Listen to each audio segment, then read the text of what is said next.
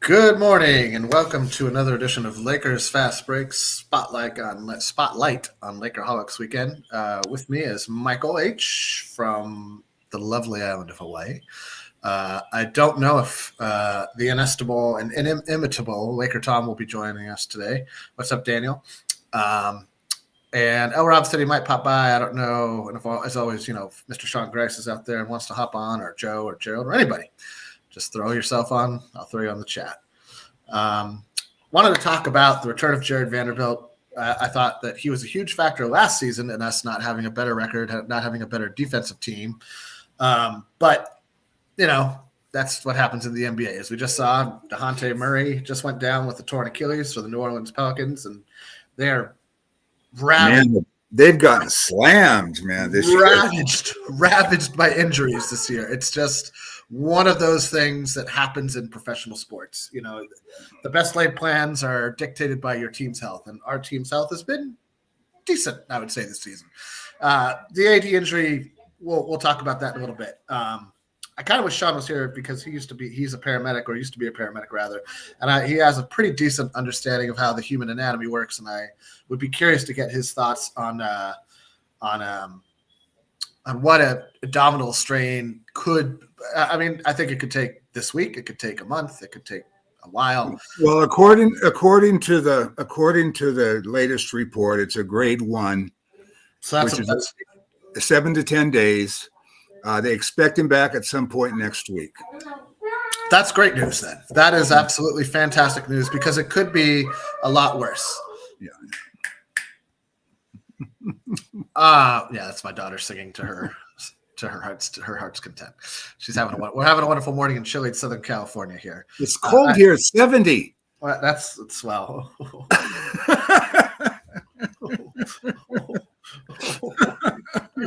You poor soul.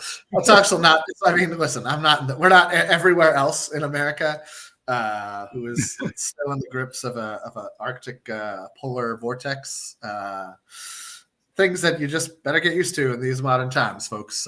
Whether you believe in climate change or not, it's going to affect you. So that's the beautiful thing about life. Mo Bamba got traded earlier today. All right. So anyway, I want to talk about Jarred Vanderbilt. He's still on a minutes restriction. I think they don't want him to play 20 minutes a game, no back-to-backs, as we saw in the loss against Philly, where we came out flat and stayed flat for the entire game. That was just a dud of a game. Nobody had any vim or vigor in that game. And that's the one thing that Vanderbilt brings consistently. I think that every good basketball team has a guy like this, that he might not score 10 points or even 6, but he's everywhere. He's jumping in the passing lanes. He's bothering the best scorer. He's getting offensive rebounds, defensive rebounds. He's just fighting in general the entire game. And when you fight, you cause the other team to have to deal with you. And whether you're scoring or not, if you're a fighter, you're impacting the game in a positive way. I think we have 2 guys like that now, although I think Dorian Finney-Smith is probably a better scorer, at least a better shooter than Vando is. And I think that, Vando's still knocking the rest off. He hasn't played in over a year. Before he only played in 12 games, 13 games last season. So it's not like he ever got going last season, because he was hurt before that. And I think a lot of the negative comments I've seen about Vanderbilt are that he's injury prone. And I think that's misleading, because he had surgery on both of his feet. That's not an injury. He hasn't been recovering from an injury. He's been recovering from surgery. And so those are two, in my opinion, very different things.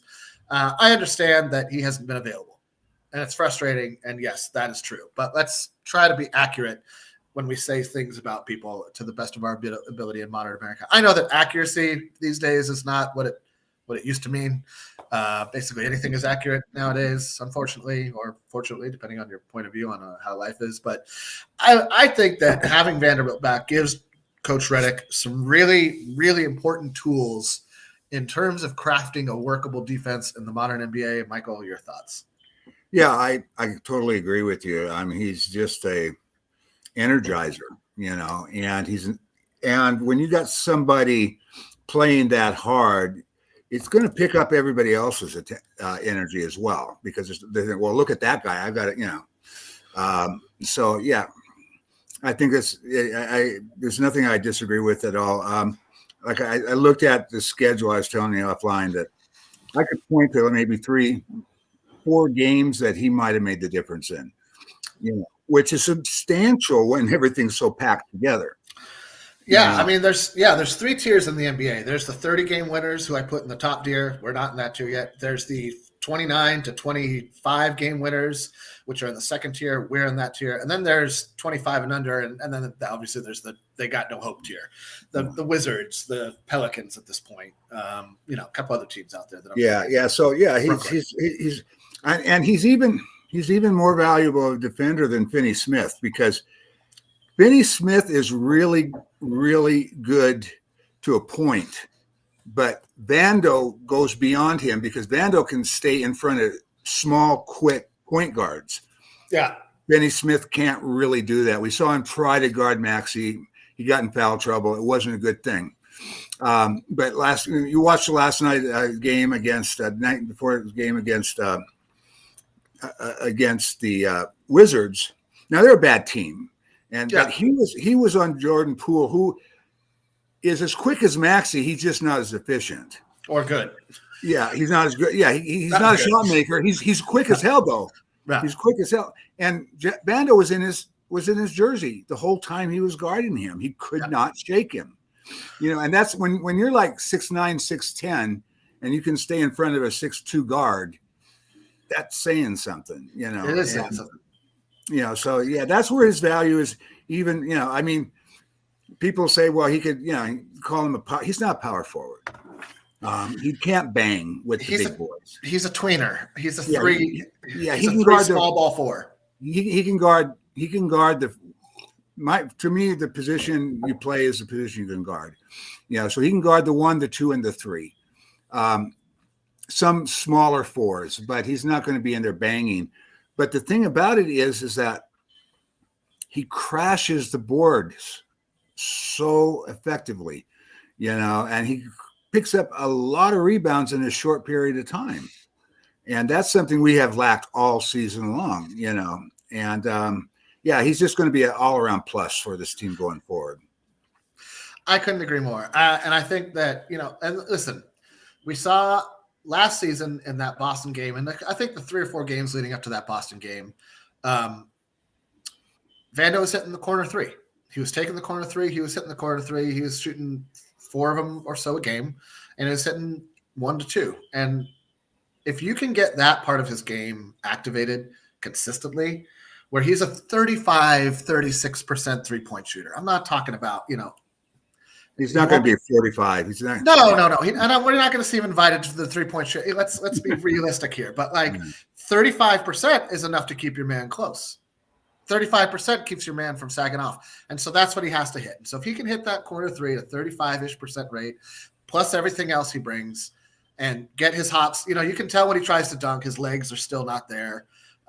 He's going to take about a week or 2 weeks to work himself back into real game shape. And then you'll see another level from him, I think.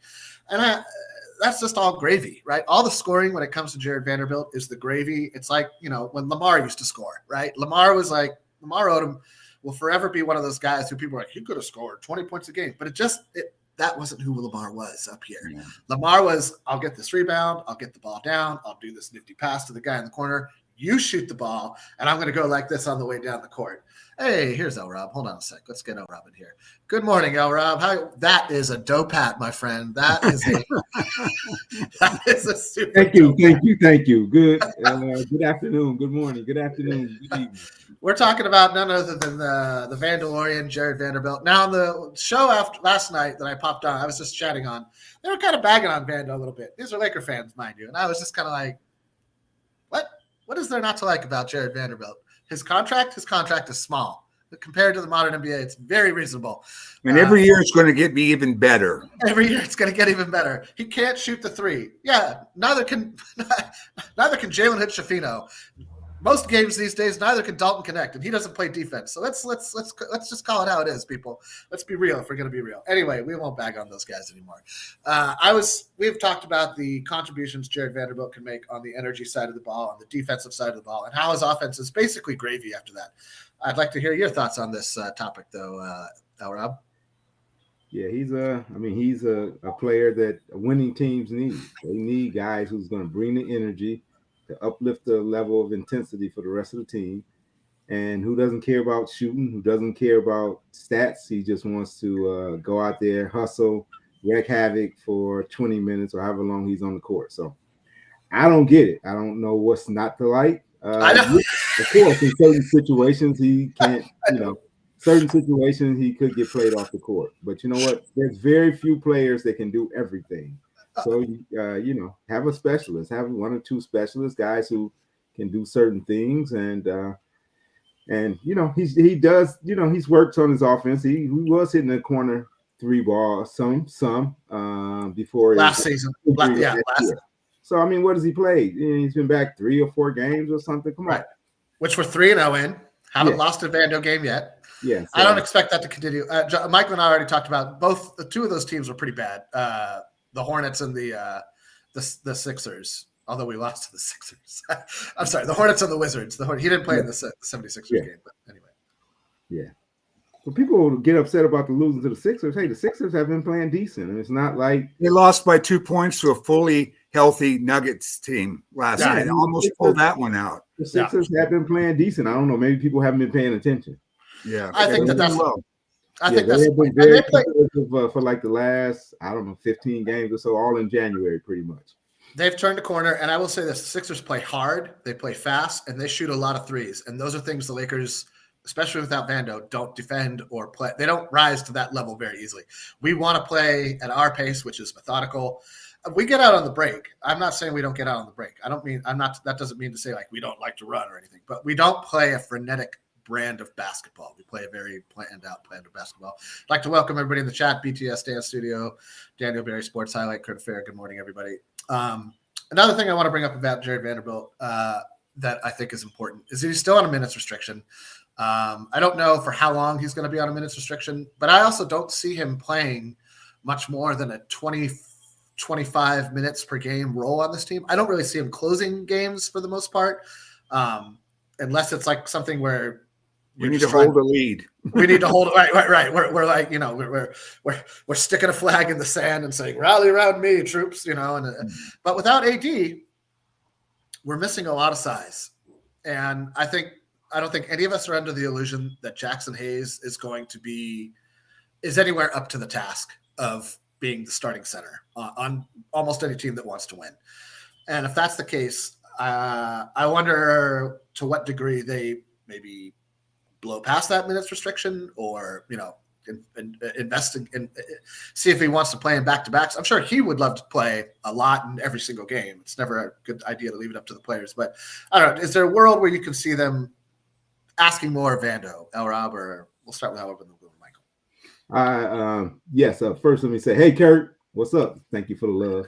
That's right. But yes. Once he, I would say in about 2 or 3 more games, once he's got about 5 or 6 games under his belt and he's in a good rhythm and his body's adjusted back to NBA actual games, yes, I don't, I think you absolutely need to play him more. Definitely. I mean, we need his size. We need the things. We need his rebounding. We need his defense. All the things that AD brings to the table that's gone. We need somebody else to bring him, and he's one of the candidates. So yes, more minutes for Vando.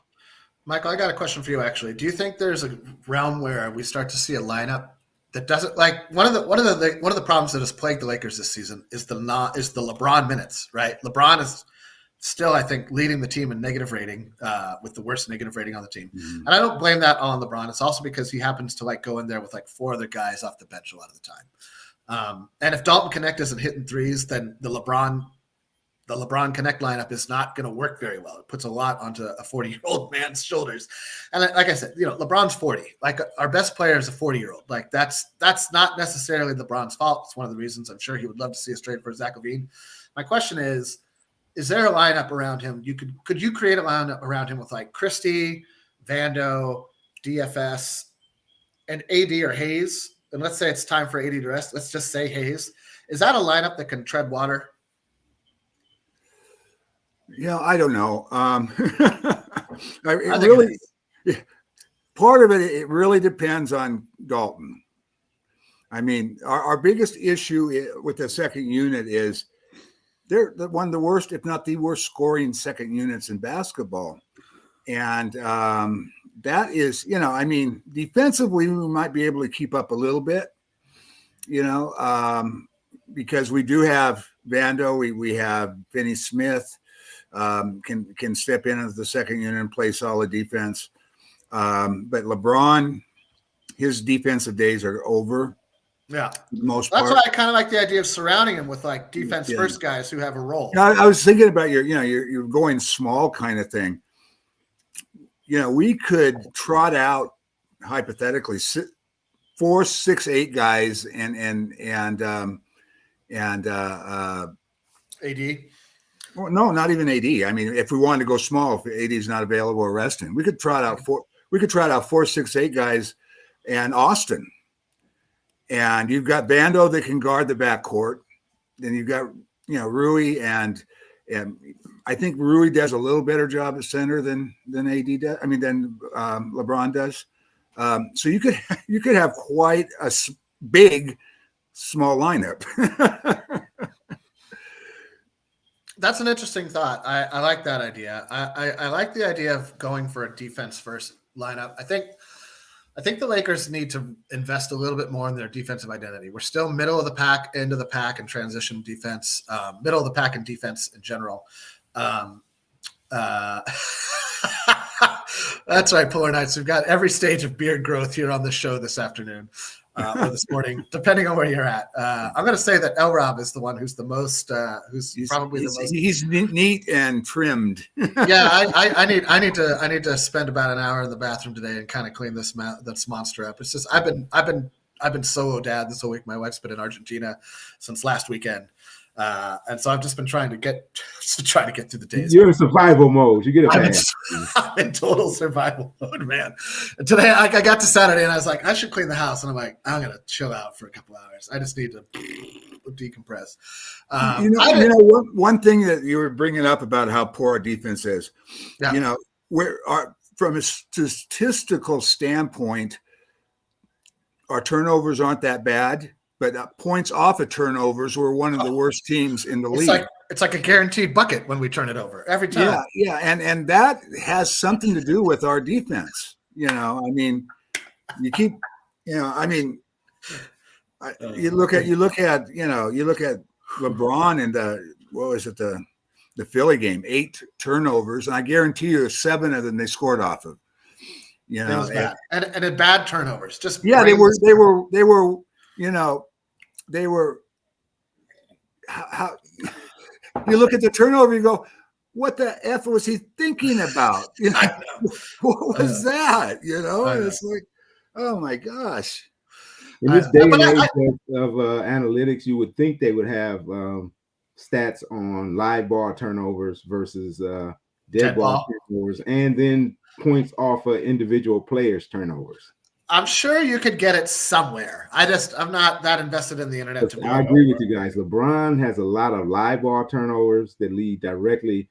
What do they call it? Some coaches call it turnovers to touchdowns. So pick sixes. They're pick sixes. Yeah. They're pick six turnovers. Yeah, and that's. I mean, listen. I don't want to harp on the 40-year-old man who's defying every conventional notion we hold about professional sports.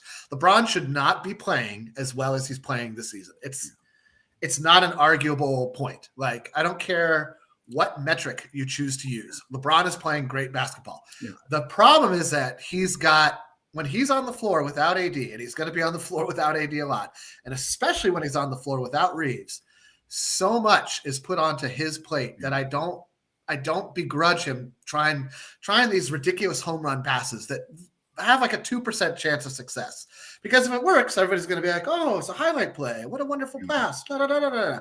And when it doesn't, of course, he's going to take the heat, and he's fine with that, right? Of all the players on the team, he's totally fine with that heat. He could care less, but it does impact winning, and it impacts the rest of the team's like positivity. And so I wish, and I remember when I gave up on critiquing Kobe's shot attempts, like in year 9 of Kobe Bryant, where I was just like, you know what, dude, I got to just let it go. He's earned the right to shoot whatever dumb shot he chooses to shoot. Like that, he's proved he might make it. Yeah. Another thing about LeBron as well. That's where I'm at with LeBron's passes. I'm over it. I'm like, he's going to get 5 turnovers a game. It's guaranteed. Yeah. There's a lot of guys out there, that are great offensive players that don't play defense. LeBron gets a lot of criticism for his defense these days, but you look at some of these scorers, they don't play a lick of defense. Yeah. And another thing, everybody wanted Fox, to trade to come to the Lakers. Let's trade for Fox. The guy has more turnovers than LeBron does, average wise. Yeah. So it's like, high volume, high usage players have more turnovers than low usage players do. So it's just part of being a high usage player. Now, could he get rid of 2 or 3 of those a game? Sure. Right. But this is my point, right? This is my point about Kobe. Like, could he have taken 2 or 3 smarter shots or passed the ball? Of course he could have. And he knows that. He doesn't care. He's taken the shot. He's earned the right to do that, right? Like LeBron's been in the league for 4,000 years. He's earned the right to throw any dumb pass that he wants. And if we win because of it, we're all going to be happy. And if we lose because of it, we're all going to be like, oh, he should, and that's our job. We're the fans. We don't know. We don't know Jack. I mean, we do. We're smart men. We're smart men here in this room. And I think most of our fans are smart people. My point is that there's a million things we can harp on. And LeBron is just going to make a couple of bad passes a game because he's making 40 passes a game. He's not going to make a perfect pass every time. And so the rest of the team needs to step up a little bit and be like, listen, old guy, we got you back. We're going to make a couple more shots. We're going to play a little better defense. We're going to rebound a little harder. And that brings me back to why I love Vando, because like El Rob said, he doesn't care if he's shooting. He doesn't care if he's scoring. He's going to play hard every minute he's out there. All right, let's move. We're mercifully only, 4 or 5 days away from the trading deadline. Thank goodness. I know. It's getting so wearying at this point, being I pity people who have to report the news these days, because you now just have to talk about absurdities. Yeah. Hey, there was a crazy thing that a blockbuster today. Eubanks, right. Man. Shook the NBA world. Oh, did Devin Eubanks get traded today? I know Obama did. So, oh my God, that's what he got traded for. Eubanks. Oh, was it? Yeah. Obama's going for every team in the league, and he might get it. And that brings us to a grand total of 4 trades this season. I mean, listen, everybody's waiting to see what happens with Jimmy Butler. Everybody's waiting to see what happens with Bradley Beal. And Fox. Fox. I mean, I think the Kings are doing what Danny Ainge did, and I think what Chicago's done. Will listen to your trade offer. We are not actively trying to get rid of this player. We're not trying to ship this player out. And the only reason they're doing that is because they haven't come to an agreement on a contract extension. They have every reason to hope they can keep Fox. They can offer him more money, and they can offer him 1 more guaranteed year than any other team in the league. I don't know who doesn't like money on planet Earth, but if I'm De'Aaron Fox and I'm looking at the offers on the table this summer, and one has 4 years and one has 5 years and one has less money, and the other has Jamie. He's got 1 more year.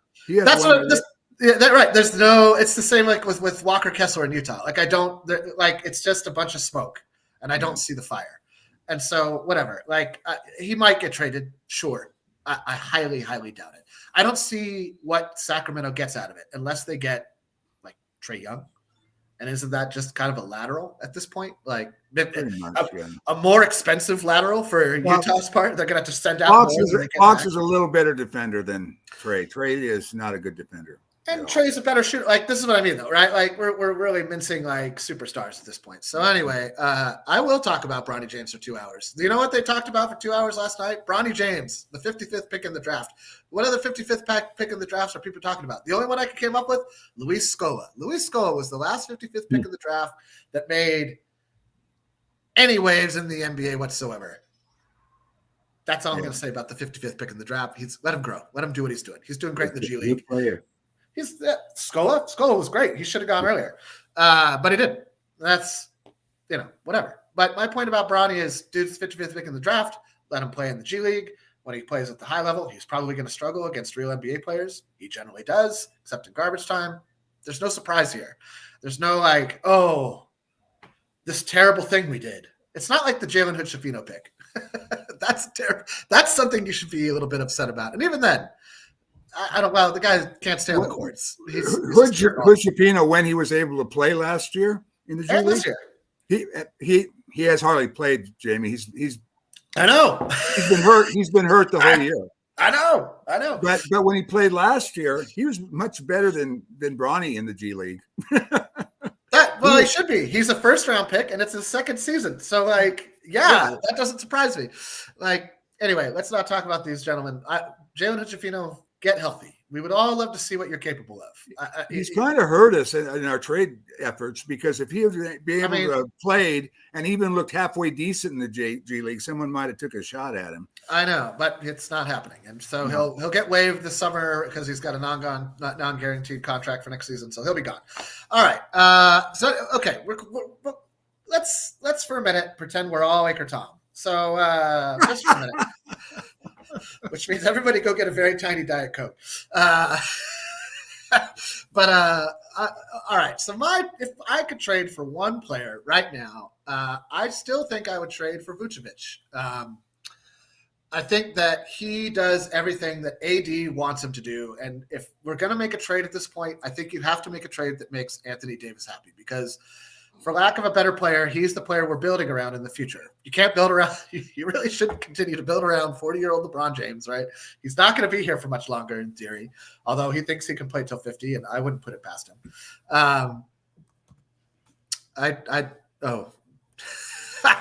Darren, I basically gave up alcohol at the beginning of last year, but, whatever. I drink coffee. It's delicious. I'm almost out. I might need to get more. Anyway, if you could make one player, if you could get one player on the Lakers, who would it be? Mine is still Vucevic. I think we also need a backup point guard, because I'm not sure that I want to rely on Shake. You can't, based on his talent level. And I just don't know that Gabe Vincent's going to be available. He just is in and out far too much. So I rank it in terms of, I really want for us to get a backup center, and I wouldn't mind us picking up another backup guard, even combo guard to back up Christie, because we don't have a lot of guard options after Reeves and Max. It's very thin at the guard after that. Your thoughts, gentlemen? Let's start with you, Michael, and we'll move to the center. Well, let's see. My problem with Vucevic is that our primary problem when AD sets is lack of rim protection. And he does not do that. I mean, he is an offensive player. He's in 32, 33 now. Yeah. And I just, that $20-some million in contracts to get him. I would, if I was going to go for a center at this point that would give us some rebounding, give us some rim protection, and it's cheap, I would see if we can get Sharp. They tried to get him in the Finney-Smith deal, and they wouldn't send him. But I mean, he's not even a $4 million contract. We can cover that easy. Give up a second-round pick for him. So that, I mean, at this point, there's a lot of guys I would rather take than him, but I'm trying to stay in reality and not in trade machine land. Well, yeah. Take anybody who makes more than 30 mil and just forget about it. As far as now, if I were going to make a big move, I don't know what Danny would give him up for, but I like what's his name at Utah guard, Sexton. Yeah, he would be the perfect second string point guard for this team. The guy can make plays, but more importantly, he can bring offense. So, I mean, he would be the big trade. Sharp would be the little trade. I read an article today that they're actually wanting a second ball handler more than a backup center even. So I don't know how it's going to shake out. The biggest problem with this trade deadline is there's like 7 guys available, and 15 teams that need a guy, and it's like, unless there's people under the radar that nobody has mentioned that are actually available. I mean, it happens, I mean, we suddenly got D'Lo out of the blue. Nobody saw that coming. True. So it can happen, but it is really a tough, and that's what makes these trades so hard, is because everybody wants you to overpay. That's why if there's going to be a lot of activity, it's going to be the last day or two, where these other teams said, okay, nobody's going to meet this price, so I'll let them go for this price. But right now everybody's holding firm because they're waiting for people to be, to panic and say, okay, we're going to bite the bullet and we're going to overpay for that guy. That's what these teams are holding out for. So we'll see. Yeah. So Pastoro. I don't think Kessler and Sexton is doable. We have 2 first rounders. Danny's not trading those 2 players for just our 2. He would trade Kessler for both our first rounders. I don't even think you do that, Jamie. I don't even. I tend to agree. I think we would need to give him every single pick that we have for the next 3 years, and they have Dalton. And maybe Dalton Connect. Yeah, and there's just you're just not going to get one over on Danny Ainge. Danny Ainge is like, I don't need to trade this guy. He's their best player. He's their best young player. He's right. He's a guy. He could be the foundation for their rebuild. And, all right. Go ahead. Sorry, I didn't mean to cut you off. Yeah, and I mean, people keep saying, that it all got started because he had an off second season. And so Danny was talking over the summer and the early part of the year, but the guy's just been balling ever since. And he's on his rookie deal for next season too. He's very cheap, so there's no reason for them to get rid of him. Rob, if you could get one player on the Lakers that obviously makes sense for us all, who would it be? Mm-hmm. Well, I'm pretty much the anti-Laker Tom, so I don't follow the trade. I know. You and I both. Every time I see him trade all these guys, I'm like, what? What? Robert Williams, what's his deal? I mean, I know that's a big health risk, and he seems like he's always in and out of the lineup. But I think Portland would probably be more apt to be reasonable than obviously Danny's not going to deal with the Lakers fairly. But he provides the rim protection, he provides the defense, and the Lakers need guys who can put the ball in the hole. They need somebody who's going to do some of the other things. So I would kind of lean toward Robert Williams. I think he's played most of this season. I'm checking right now. He's only played like 14, 15 games all year. Oh, well, that's great. Let's see. The last time he played, he's been healthy recently, right? He's been healthy the last week or so. So he's been injured 3 times so far this year. He's played in 17. He's played in about a little less than half the games. He's played in 17 games, and he's been solid when he has. He's a good player. Yeah, he's got with his limited minutes. He's only playing. He's not even playing 18 minutes a game. He's kind of like Alonzo Ball. Maybe Portland's seen enough. Maybe they got Aiden. They got the big fellow they drafted last year, with the number 1 with their first rounder. So I think that you're right. I think the issue is that he's going to cost you $11 million. And so we would have to trade at least 2 players and probably a couple of second rounders. And the players that we would have to trade would probably be Max Christie and like Jalen Hood-Schifino or Christian Wood or somebody like that. Because I don't think you can put multiple vet minimum. I don't think you can put more than 1 vet minimum deal in a trade anymore, if I'm not mistaken. Oh, we can't. We can. For second apron guys can't. So we can put 2. So we could put Cam. We could put several. We could put Cam. Well, we only have 2. If we could put Cam and Wood, and those are both $6 million. We're still like $2 million short. So it's just hard for us to. It's hard for us to. I mean. Kurt, you could send Gabe, but then you'd be really up shit creek without another guard. You got to keep Gabe. You got to keep Gabe. You can't trade a guard for a big guy anymore, right? When you got rid of D'Lo, all guard for big man trades ended. This is funny, Kurt. Time Lord would help you transition defense, but Terry Rozier, I wouldn't bet on him. I feel bad for Terry Rozier. I hope he's not involved in any illegal betting schemes like Michael Porter Jr.'s less talented brother was and gets banned from the NBA, because that's just Terry Rozier can make money in the NBA. I don't know about Michael Porter's less talented brother, but like I don't know what his ceiling was, but Terry Rozier, that's a guy who can ball. And if your career gets ended because of something like this, buddy, there's ways to make money that aren't dumb. Be smart, people. Be smart. All right. I'm not saying betting is bad. I think Jonte Porter is not as good a name as Michael Porter Jr.'s less talented brother. Just be smart. Young men out there, be smart. Be smart with your money. Be smart with your money. Can I add one more thing on Robert Williams? Sure. Everybody's always, everybody wants a center that can play with AD, and I'm sure he could. But with his minute restrictions, it's like Lonzo Ball. And you want to keep him healthy, just bring him off the bench 15, 20 minutes a game. Sure. And that's what Portland's doing. He would solve our rim protection on the non-AD minutes, and he could step in and start from time to time if AD was out. I mean, none of us. We're all playing a game here. We're playing the Laker. I'm Laker Tom game, and Laker Tom has like 5 trades out there for either washed out players like Ben Simmons or guys on minute restrictions like Lonzo Ball and Robert Williams III, and all of them I say no to. All of them I'm like, this is just the worst trade you can make. You're taking a guy who can play 35 minutes a game for a guy who cannot play more than 20. That doesn't compute in my world. Like if you can't play, you're not worth being traded for, in my opinion. And that's why, people who don't like Jarred Vanderbilt or would prefer to see him including a trade, you're not going to get a lot from this season. You're better off letting him play his way into some value this year and maybe a little bit into next, and then seeing where that ends up. But yes, Anthony, we all know that D'Lo was terrible in the playoffs. The point is that the Lakers have 2 guards that they can count on right now. Their names are Max Christie and Austin Reeves.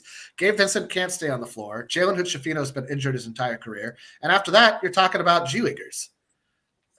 And we don't even have that good G-Leaguers on our team anymore. We also have Shake. We also – You know something though?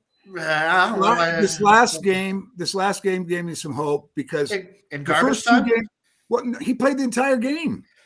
He had 23 points, something like that. Yeah, most of them were in garbage time, but yeah. No, he was in the first quarter, second quarter, third quarter, and fourth quarter. He didn't. I know he played. All right. But here's the deal with him. He's looked since coming. He's looked hesitant. He's looked uncertain of himself, where he fits, the whole 9 yards.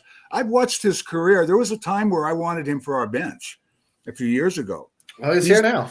He's been a quality player and is in a quality role player for most of his career. So what I'm hoping is that maybe this gives him a little more confidence. Maybe he becomes a little more comfortable. Probably and can become. I mean, JJ loved him. JJ played with him, and so that's what I'm hoping for. Because honestly, there's not a whole lot of other options out there for us. So let's hope for internal growth. My hope is that they're kind of there. This is my hope. And I do believe this about the Laker training staff. I think they err on the side of caution. I think if they're not sure or something, they keep you out an extra week or month or entire year in men's case. Entire year in some people's cases, right? And you're just like, hey, and they're not loose with the truth, right? They're not like, hey, this is where this guy's at. They're like, we'll let you know next week. And it's like, I think Kendrick Nunn holds the record for missing an entire year for a bone bruise. I can't. Yeah. So trade Gabe for Bogdanovich is the new rumor. Well, which one? There's 2 Bogdanoviches, and I'm not much. Whoa, what just happened here? Whoa, everybody got booted off there for a second. I don't know what happened. We all went away for a second. Anyway, I don't know which Bogdanovich you mean. I'm not a huge fan of either one. They're great. They're fine. Bogey. Huh? Atlanta's bogey is rumored to be on the market. I mean, everybody on Atlanta is rumored to be on the market, and nobody ever gets traded. Oh, but he's perfect because he's missed like 25 games. Right. Due to injury. So let's go get him. I think they've lost 8 in a row or something. So I think this time some things are really going to be some shakeups are really coming. I wouldn't be surprised if Clint Capella went somewhere. I hope. I don't know. I used to like Clint Capella. Now I just think he's probably on, you're getting the every year you're going to get the worst version of the player. He's on the downside of his career. I like guys like that. I like hustle guys. I like energy guys. That's why I'm a big fan of Vando. Don't stop everybody. We are not going to get Miles Turner. We're not going to get Walker Kessler. Just stop. Stop now. Stop now. Save the oxygen that you have in your life for other things. We're not getting those guys. Move on. It's as simple as that. It's not happening.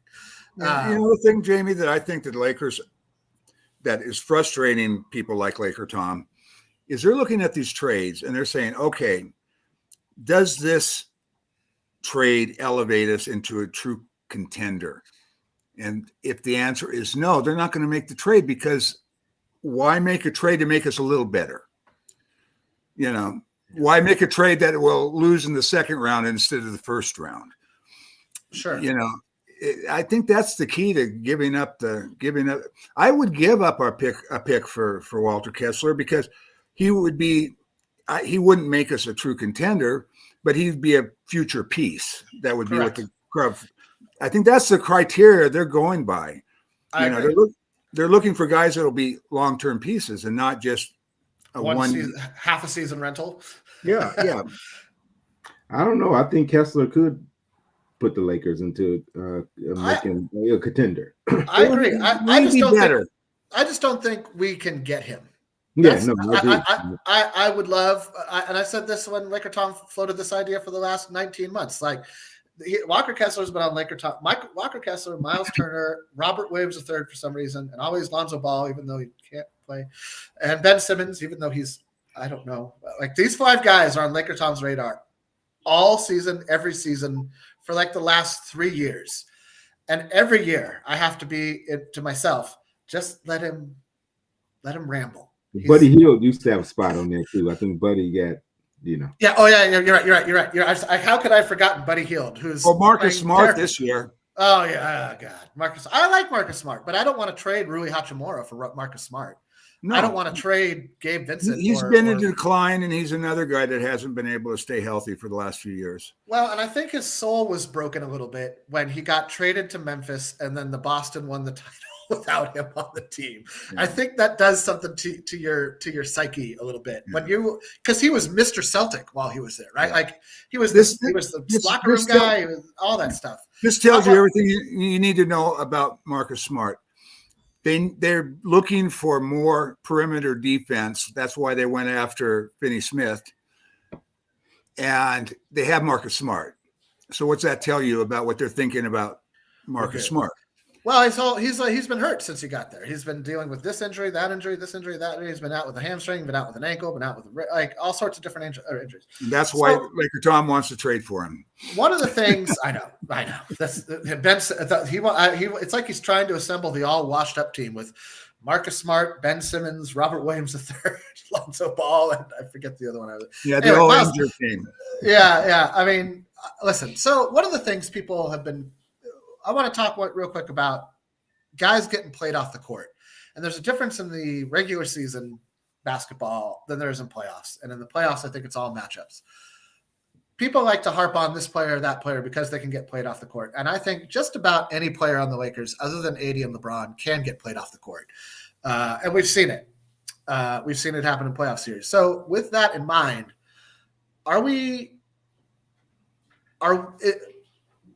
there isn't much room for internal growth other than guys getting healthy, right? I think we know what all these guys are bringing to the table at this point. I think Max maybe has a little more to show us, possibly. And I'd like to go on record as saying I maybe misjudged some of Max Christie's talent at the beginning of the year. I think he's shown me that he's taken up the mantle of defender, and he's starting to hit the corner three, and he's starting to fill that role of a 3-and-D shooting guard. Rui's taken a big step this year. His defense has become pretty good, and his offense has been better. Yeah, and when he has touches, he can score. I mean, when you give him 13 to 15 touches, he's going to give you 18 to 20 points. That's what he's done all year. You give him 6 touches, and he's going to give you 9 points. That's true. Rob, what do you think? I think, Connect can certainly. He's a rookie, so he can certainly get better. Gabe, I don't think Gabe. I think his footing is still trying to I mean, that's it's incremental because he's been so bad for so long. Just him getting to that decent level and maintaining that decent level. I mean, he just started making shots. What, a month 2, ago? 3 games. Yeah. A couple weeks ago. So I mean, that's something we didn't have. Yeah. Of course, Vando. So yeah, no, we got guys who can get better. That's what I'm saying. I think that. I mean, I know some people love trades. I don't like trades. I think that one of the things that if you're a fan of basketball history, sport history in general, you don't just trade for chemistry. You don't trade for like team building. Like you can't when you're doing these trades over and over and over, you're just looking at stats on a weird little box and going like, oh, well, this stat is better than this stat, so this guy must be better than this guy. And I don't think that that's how anything works in reality. I think that you're taking a snapshot of a person on one team and you're switching it with a snapshot of a person on our team, and there's no guarantee. There's actually no logical reason to believe that you'll just whoop this player onto our team and suddenly somebody's scoring 25 points a game on another team. They come to play with us. They'll score 20.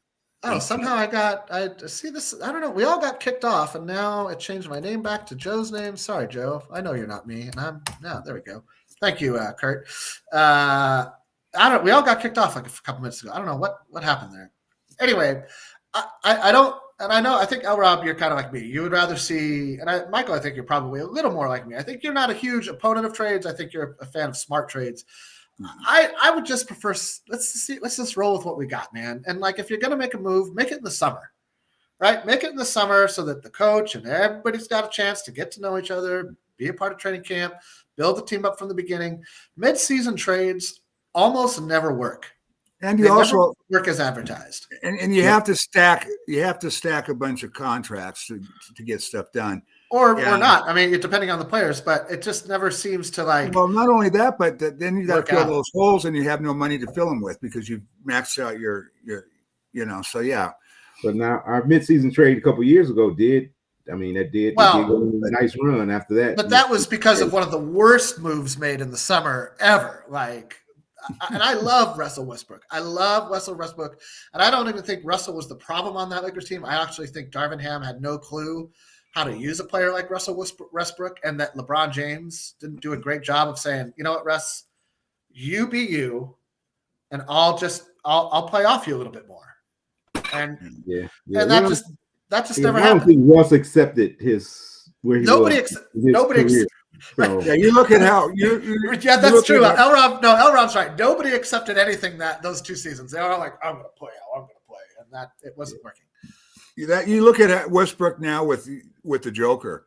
Those guys are just have such a chemistry together. Yeah. Because they're letting Russ be Russ.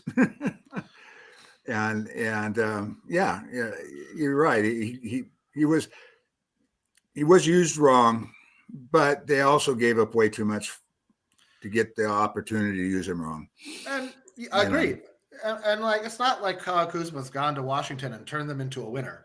Quite the opposite, really. But and like, who knows what Washington's trying to do right now? I mean, it's mildly mystifying to me. I'm assuming they're just trying to get Cooper Flagg and then open for the best after that.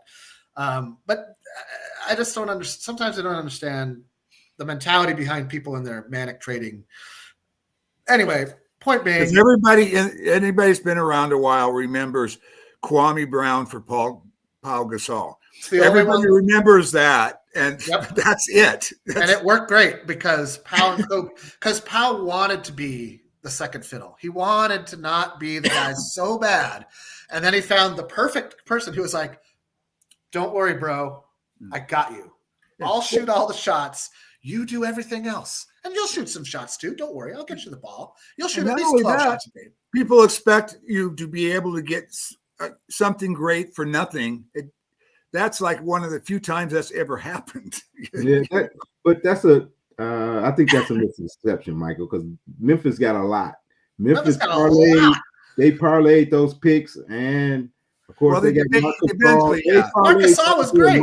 A long run for a long time. So no, that was a pretty fair trade. I think it was a fair trade. I think in the moment when I think especially Greg Popovich, who obviously wanted to beat the Lakers. I think he was the most vocal anti-Pau Gasol Lakers trade because he wanted Pau Gasol. That's what it is. It was basically jealous. Marc Gasol that made the deal. Used that money to get Zach too. They used that money they saved with the trade to get Zach Randolph. And that's right. And they also got a bunch of draft picks in that, and that all became pretty good players. They parlayed that very well. No, I disagree. I also will forever disagree, even though I wasn't in favor, that the Gasol and Lamar trade for Chris Paul was unfair. I thought that was a very fair deal. I actually think the Lakers gave up too much because you generally don't trade 2 7-footers for 1 5'9" or however tall Chris Paul really is. But like, I just never would have. I would have never made that trade. I would have been like, you could have one of those 2 guys, but you're going to have to take Ron Artest or somebody else, and not Lamar or not Powell. Point being, never. Then NBA came in and blew that all up. But anyway, that's way in the past. Let's talk about tonight's game or today's game, depending on where your time zone is.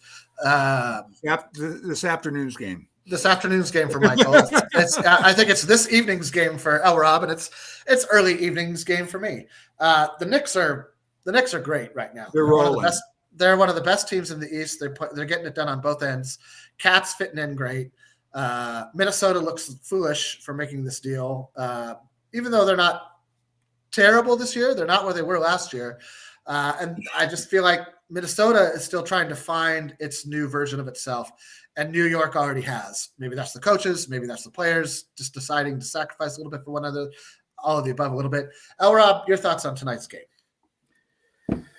Ooh, boy. Knicks, I wish we'd have caught them when they were struggling a little bit. They've been playing much better of late.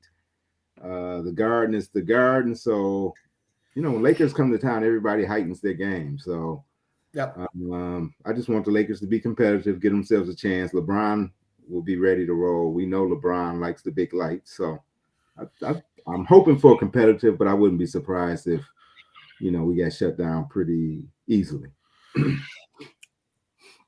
Michael?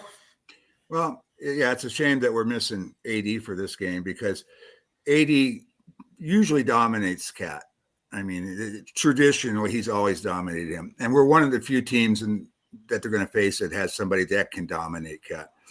So it's a shame. To me, our competitiveness tonight is going to depend on a couple of things. And it's going to be Finney Smith and Gabe's availability. Yeah, to play some solid defense on the perimeter, because we're going to get killed inside. So if Gabe's are available and if Finney Smith is available, we're still going to lose. But let me get it straight. Nobody's predicting a win today. Yeah, but well, you know what though? I mean, we've seen it before with us. We've seen it around the league. We've seen it all the time. Right. When a team comes in, plays a team that their best player is out, got players out, sometimes they relax. And you see that happen. We've relaxed a few times. We've seen other teams around the league relax and lose to teams they shouldn't have lost to. So you never know for sure. It is the NBA and they're all pros, but the odds aren't looking good. We'll need a great shooting game from Christie and all these other guys and connect. And we need guys. If those guys are shooting it good, then hey, like I said, if we have our best perimeter defenders all available, we're still going to be vulnerable inside, but at least we'll be better on the perimeter. Here's my prediction: if we keep the turnovers under 10 and we limit the Knicks to fewer than 8 offensive rebounds, we'll be in the game. We'll be in the game if we can play a clean game of basketball and if we hit the glass. And that's the only hope. If we have another one of those 20, 17, 18, 19, 20 turnover games that leads to 5,000, fast break points, it's over. It's over. I agree with you. I don't see a Laker win happening today. I would like for a Laker win, put Vando and Cat. I don't think, no, that's, I mean, you know what? If Cat's content to play on the perimeter, then yes. If Cat's trying to actually take the ball inside and score, that's a different. Then I think you got to put Hayes or even Hachimura on him. Hachimura's got a much better foundation. He's got he's a solid rock down there. He's strong. He's strong. He's strong in the post, and he knows how to use his body, his leverage to defend against bigger guys in the paint. I don't know that. I think Game 4 of Vando playing, if he's playing, I think he is. I haven't heard one way with the injury. The availability report won't come out for like another hour, a couple hours or so. And there are people saying there's all these rumors swirling around about this trade or that trade. Whatever. I'm calling it now. No trades today, which the last time I did, they traded somebody 2 hours later. So that's what we're going for now. We might see that. We might see some minutes from the what's the new guy's name? The new center we picked. Trey Simeon. Yeah. We might see some minutes from him too. He has a big body. He's got a big body, and I like six fouls. That guy has a big body and 6 fouls. And I like the dog of that guy. That guy plays with a chip on his shoulder that I appreciate. He's got a little bit of what I call a IDGF. I don't give a. You fill in the blank. Yeah. At any rate, I think if Connect gets hot, we can beat anyone. No. You guys, I'm sorry. I like the potential. I really like the potential that is Dalton Connect. I am now of the opinion he should be playing as much in the G League as he is at the NBA level.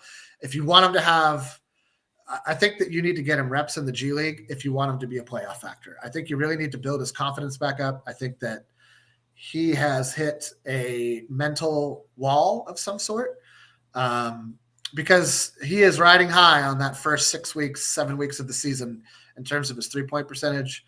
If you go look at his splits by game, he hasn't made – it's everything about his game is just completely down from the last couple of weeks. He's been shooting over 50% from 3. So yeah, but it's not at the volume that everybody wants.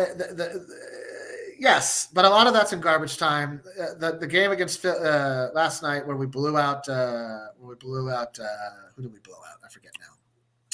The Nugget, no, Washington. Thank you. When we blew out, he hit like 4 threes in garbage time. I was like, right, but you're just padding numbers at this point. I think that when the game is on the line, his offense is still not overcoming his lack of defense when the game matters for me. And that's not to say that he's not NBA material. I think he has a great future in the league.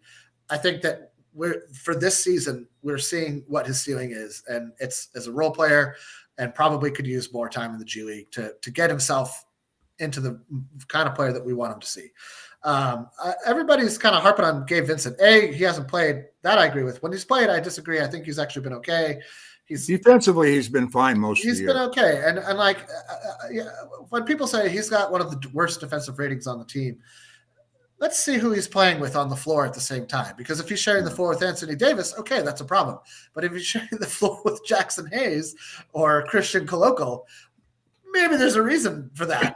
Maybe he's doing his job, and the guy at the rim is like, oh, and I couldn't block the shot because I was looking at this person in the stands or thinking about popcorn or whatever. So,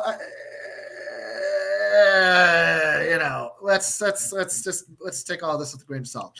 I think none of us are predicting a runaway victory. I think we're all hoping for a tough competitive game tonight. I'd like to thank L Rob. I'd like to thank L Rob's hat, which looks fantastic. What are you up to? You got a whole outfit going on. Are you going somewhere? Like, what's going on? No, actually, I'm chilling. I was out a little early. I'm just getting ready to watch Spartans and the Trojans play and catch the Lakers. So I got some hoops. You got a nice docket ahead of you. You got a nice docket. I'm going to start cleaning up the house here before the wife comes home from Argentina. So it will be wise. Oh, yeah. How long has she been gone? Tomorrow will be the 9th day. Have you cleaned once since she's been gone? Yes. I am not a sty man. I don't like to live in a sty. But I have a 7-year-old, and 7-year-olds like to take something and then put it on the ground and then walk away and then take another thing and then put it on there. And then you've kind of built this whole little world of small toys everywhere. And that's what we're going to tackle today. And some laundry and probably change the sheets on them. We don't need to get into those details. So that's not what this show's about. I'll start another podcast as what's Jamie doing today? Nobody will watch it. And that's about right. That should be about the level of viewership I get on my day-to-day. At any rate, you guys, let's stop arguing in the chat. Last thing I'm going to say, stop asking LeBron James to take a pay cut. You wouldn't take a pay cut. Stop asking other people to take a pay cut. All right. That's it. It's really just as simple as that. Everybody likes to say, like, oh, this guy should take a pay cut. Would you take a pay cut? Absolutely not. And that's why. And that is why, my friends. So anyway, Kurt, thank you. I'd have a viewer of one. I'll watch what's Jamie doing today.